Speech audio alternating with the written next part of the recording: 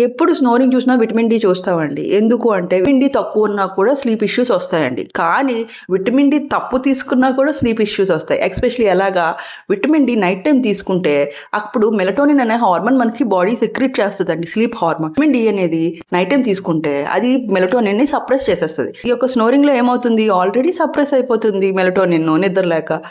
ఇవన్నీ డిస్టర్బెన్స్. కానీ మీరు ఇంకా తప్పు చేస్తుంది ఏంటంటే నైట్ టైం వేసుకొని ఇంకా మెలటోనిన్ సప్రెస్ చేసేస్తున్నారు. ఇంకెక్కడ నిద్ర వస్తుంది? అండ్ ఇంకోటి జింక్ ఉండాలండి. మీ బాడీలో జింక్ ఉందా లేదా అని కూడా చూస్తాం. ఒకవేళ అది లేకపోయినా ఇష్యూస్ వస్తాయి. అండ్ ఇంకోటి నైట్రేట్ రిచ్ ఫ్రూట్స్. ఈ నైట్రేట్స్ వెరీ ఇంపార్టెంట్. అది ఉట్టి స్నోరింగే కాదండి, small blood vessels, even heart blood vessels, main blood vessels దగ్గర నుంచి కంట్రోల్ చేస్తుంది ఎండోథీలియల్ డ్యామేజ్.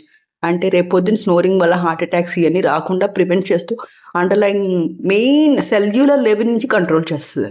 ఇవన్నీ చూసుకోవాలి.